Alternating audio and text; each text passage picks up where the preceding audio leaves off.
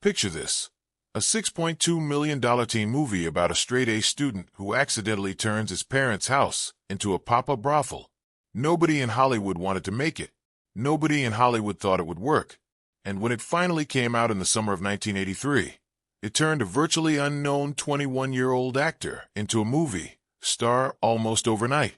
That actor was Tom Cruise. The movie was Risky Business, and the story of how it got made is stranger, messier, and far more contentious than the smooth, sun-drenched final product ever lets on. On the surface, Risky Business looks like a fairly simple premise. Parents leave town. Teenager loses control of the house. Chaos and comedy follow. Underneath that premise, though, was a script that writer-director Paul Brickman had shopped around Hollywood for years, without much luck. Studios kept passing on it, reportedly because it read as too dark and too cynical for what was supposed to be a commercial teen comedy. It eventually landed with producer David Geffen's newly formed film company, on a budget that barely cracked $6 million, tiny even by early 1980 standards. Today we're counting down 15 facts about Risky Business that rarely make it into the highlight reel. The casting near misses, the studio fight over the ending, the car that had to be gutted to comply with state law, and the score that was quietly recycled from someone else's records. We'll also get into why the director walked away from Hollywood almost entirely right after making one of the most quoted movies of the decade, and why the studio marketed this film as something it very deliberately wasn't. Stick around, because number one is the reason this movie almost never got a poster at all. The title itself was rejected before filming even wrapped. Let's get into it. Before Tom Cruise ever set foot on a Chicago soundstage, the role of Joel Goodson worked its way through an audition list that reads like a Guess the Future Oscar Winners quiz. According to reporting from Variety and IMDb, the young actors who tested or were considered for the part included Sean Penn, Kevin Bacon, Gary Sinise, John Cusack, Michael J. Fox, Nicolas Cage, and Tom Hanks. Even more surprising, Timothy Hutton, fresh off his Oscar win for Ordinary People, was reportedly the studio's first choice for Joel, and he turned it down. Writer-director Paul Brickman was searching for something very specific, a performer who could play both the buttoned-up honor student and the kid slowly losing control of his own life, without tipping the character into pure comedy or pure tragedy. The casting director even shot a screen test, pairing actor Kevin Anderson with a young Megan Mullally, but the chemistry wasn't there. It's worth sitting with that list for a second. Any one of those actors would have made an entirely different movie, funnier with Hanks, twitchier with Cage, more openly rebellious with Penn. Brickman reportedly wasn't just looking for comedic timing. He needed someone who could sell Joel's descent from anxious overachiever to reluctant entrepreneur without the character ever feeling like a cartoon. That's a narrower target than it sounds, and it's part of why the search dragged on as long as it did, cycling through some of the biggest names of the next 3 decades of American film. The version that got made was, in hindsight, closer to an accident than a plan. Brickman had already seen Cruise in Taps and reportedly wasn't sold. He thought the young actor read as too intense, too dangerous, for a suburban kid who spends the movie fretting about SATs and college applications. So Cruise's agent arranged for him to casually stop by Brickman's office, without telling Cruise to clean himself up first. Cruise walked in straight from the set of The Outsiders. Greasy hair, a jean jacket, an Oklahoma accent he hadn't dropped yet, and a front tooth that had been chipped and capped for his character in that film. According to Cruise's own account, later shared in interviews and repeated by outlets including Mental Floss, Brickman just sat there watching him, unsure what to make of it. Cruise flew back to finish The Outsiders, then returned to test opposite Rebecca De Mornay, who had already been cast as Lana. By Cruise's own admission, that screen test didn't go particularly well. Brickman cast him anyway, apparently trusting instinct over the audition tape in front of him. It's a small, almost throwaway story in most retrospectives, but it says a lot about how thin the line can be between a role going to one actor instead of another. Cruise wasn't polished or camera-ready that day. He was, by his own account, dressed like someone who just walked off a completely different film. And that unfinished, still-in-character look happened to be closer to what Brickman needed than any rehearsed audition could have been. Getting the part was only step one. Cruise was 20 during filming, playing a high school senior, and the producers wanted him to look younger and softer on camera. Per a 1983 People magazine interview and multiple later retrospectives, Cruise dropped roughly 14 pounds in 5 weeks through daily jogging and strict dieting. Then came the part that rarely gets mentioned. Once he'd hit that leaner look, he stopped the regimen and deliberately switched to a heavier, less disciplined diet, enough to soften his face back towards something more believably teenage. The visual of Joel Goodson as an anxious kid, still growing into his own face, wasn't an accident of casting. It was engineered on both ends. It's a strange bit of trivia precisely because it runs in the opposite direction most actor transformation stories go. Usually the story is about an actor slimming down and staying that way for the camera. Here, the goal was to get lean, note what that did to his face on film, and then deliberately undo part of it, chasing a very specific, temporary look rather than a fitness outcome. It's the kind of behind-the-scenes detail that never shows up on screen, but shaped exactly how believable Joel felt in the film's opening scenes. The role of Lana had its own strange casting trail. Michelle Pfeiffer, fresh off Grease 2, was offered the part and turned it down, according to Variety's 20th anniversary retrospective on the film. Sharon Stone auditioned as well, and according to commentary from actress Diane Lane, referenced in later making of coverage, her own father reportedly objected to her playing a young sex worker opposite Cruise, and she didn't pursue the role further. Rebecca De Mornay ultimately won the part, and brought a mix of control and unpredictability to Lana that became essential to the film's tone, someone who could stay a step ahead of Joel at every turn. It's easy to forget, watching the finished film, how many different directions that casting could have gone. What stands out about this particular list of passes isn't just the names, it's the pattern. Several sources note that a number of established or rising actresses were simply uneasy with playing a young sex worker who seduces a high school senior, a hesitation that doesn't come up nearly as often in retellings of Joel's casting search. The role that eventually went to De Mornay required an actress willing to sit inside that discomfort rather than soften it, and that willingness became part of what made Lana feel genuinely unpredictable on screen rather than a stock character. The single most quoted, most parodied moment in the entire movie, Cruise sliding across the floor in dress shirt, socks, and no pants, lip-syncing to Bob Seger, came from a script direction that amounted to almost nothing. Multiple retrospectives, including a TV tropes and mental floss breakdown of the production, described the actual scripted instruction as simply, dance to rock music. Everything else, the candlestick microphone, the furniture climbing, the full physical commitment, was built by Cruise and Brickman on the day. Through improvisation, the hardwood floor used for filming turned out to be too grippy for a proper slide, so the crew reportedly had to selectively wax sections of it to get the glide effect, while other spots were left rougher, so Cruise could actually stop before running into furniture. Brickman has said in retrospectives that he wanted the accompanying song to feel timeless rather than tied to any particular trend, which is part of why an older rock standard was chosen rather than something contemporary to 1983. That decision alone has helped the scene age far better than most needle-drop moments from teen films of the same era. It doesn't sound dated 30-plus years later, because it wasn't chasing a trend in the first place. It's a genuinely spontaneous sequence hiding inside a movie that, in almost every other respect, was carefully engineered. This is one of the best documented product placement stories in film history, and it's not exaggerated.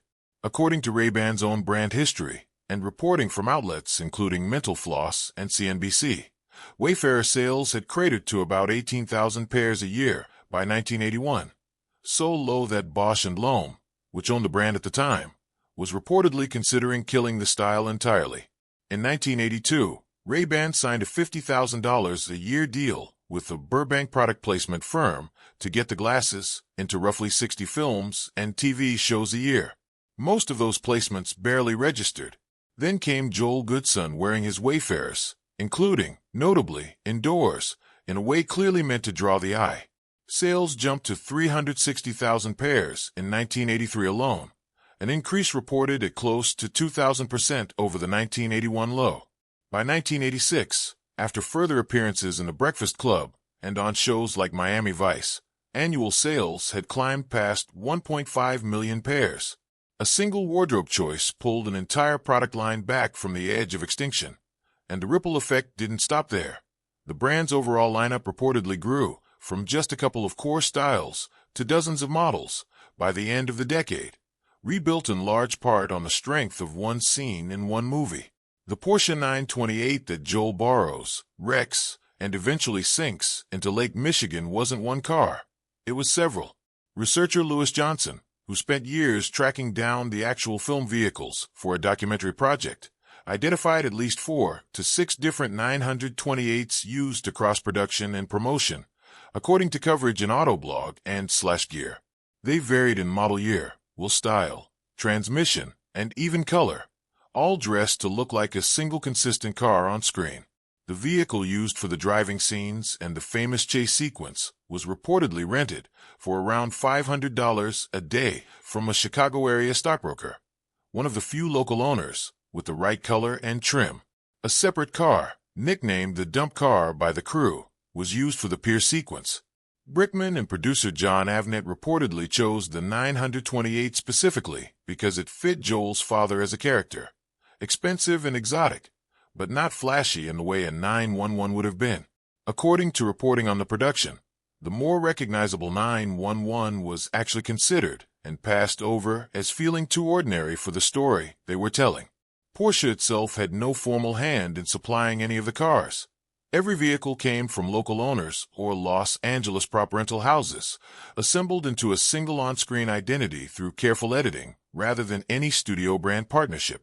Watching a Porsche roll off a dock and disappear into Lake Michigan looks like straightforward movie carnage. It wasn't.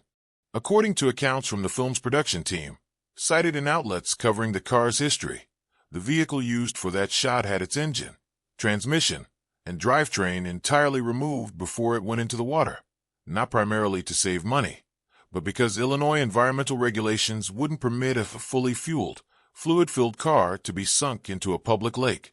With the heavy engine gone, the car's nose sits noticeably higher than it should as it teeters on the pier, a detail that's actually visible if you know to look for it.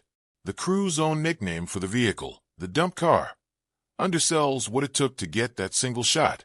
Strip a car down to a shell, sink it, then fish it back out for reuse in later promotional photos. Separately, one of the drivable 928s used for the bulk of the film's chase and driving scenes survived production intact and disappeared into private hands for decades. According to reporting from Motor Authority and Luxury Launches, that particular car, the one producer John Avnet reportedly used to teach crews how to drive a manual transmission, went to auction in 2021 and sold for roughly $1.98 million, a record price for any Porsche 928 regardless of model year. Porsche itself, notably, had no official involvement with the production at the time. A spokesperson for the company later said the brand had no role in the filming and that paid vehicle placements simply weren't standard practice in the early 1980s. Paul Brickman's original cut ended on a deliberately unresolved note: Joel and Lana at a restaurant, the moral cost of everything Joel had done hanging over the scene. The Geffen Film Company, which financed the picture, reportedly found that ending too bleak to sell to a mainstream teen audience. According to interviews with editor Richard Chu published in Cinemontage and separate reporting in outlets including Salon and Cracked, Brickman initially refused to direct an alternate ending, and the studio considered bringing in someone else to shoot it. Eventually Brickman relented on one condition: shoot both versions and let a test audience decide. The lighter, more upbeat ending, the one that made it into theaters, reportedly scored only marginally higher with test audiences than Brickman's original.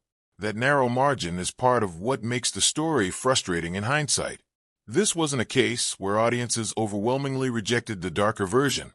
By several accounts, the difference in test scores was small, but it was enough for the studio to lock in the ending it had wanted from the start. Decades later, at a 30th anniversary screening, Brickman finally showed audiences the ending he'd originally intended, and the film's 2008 anniversary DVD release included both versions side by side, letting viewers compare the tonal gap for themselves. Risky Business was made for a modest $6.2 million, without the marketing muscle of a major studio tentpole, according to Wikipedia's production summary of the film. Rather than sell audiences on what the film actually was, a satire about capitalism, ambition, and moral compromise wrapped in a coming-of-age story. The marketing leaned into something far more familiar to 1983 moviegoers, a Porky-style teen sex comedy. It worked.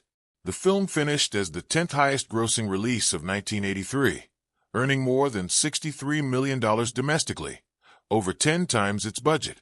Critics at the time often filed it alongside other raunchy teen comedies of the era, and it took years for its sharper, more cynical undertones to get the critical reappraisal they arguably deserved. Over time, film writers and historians have increasingly drawn comparisons between Risky Business and The Graduate, pointing to a shared interest in disillusioned young people quietly absorbing the compromises of the adults around them, a far cry from the poster's implied promise of a light-hearted summer romp. This is the strangest footnote in the entire story. Risky Business was Brickman's directorial debut, and it made him one of the most in-demand new filmmakers in Hollywood. According to multiple retrospectives on the film's production history, Brickman was subsequently offered the chance to direct both Rain Man and Forrest Gump, two films that between them would go on to collect 10 Academy Awards. He passed on both. Brickman largely withdrew from the industry after Risky Business, later describing himself, in a Salon interview, as someone who simply didn't want the visibility that came with major success. He directed one more film, 1990's Men Don't Leave, which underperformed, and never directed again afterward. Whatever soured him on the process, reporting points heavily to his frustration over losing the fight for his original ending. It was enough to end one of the most promising directing careers of the decade before it really started. Brickman himself has spoken candidly in later interviews about how deeply that experience affected him, describing a sense that the version of the film released to audiences was compromised from what he'd intended. He largely stepped out of the public eye afterward, taking on the occasional screenwriting credit while avoiding the spotlight that a hit like Risky Business would ordinarily have guaranteed him. The moody, half-dreamlike electronic score by German group Tangerine Dream is inseparable from the film's identity. What's less well known is that 3 of the 5 Tangerine Dream cues on the soundtrack weren't written for the movie at all. According to Wikipedia's entry on the soundtrack and detailed liner note breakdowns from outlets like AllMusic and Discogs, the tracks Lana and Guido the Killer Pimp were reworked excerpts of the band's earlier songs Force Majeure and Cloudburst Flight, both from their 1979 album Force Majeure. A third cue, No Future, was adapted from their 1981 album Exit. Composer Steve Reich reportedly noticed the resemblance between the score and his own minimalist work, later saying the music was essentially a rip-off of his piece Music for 18 Musicians and that he should have taken legal action.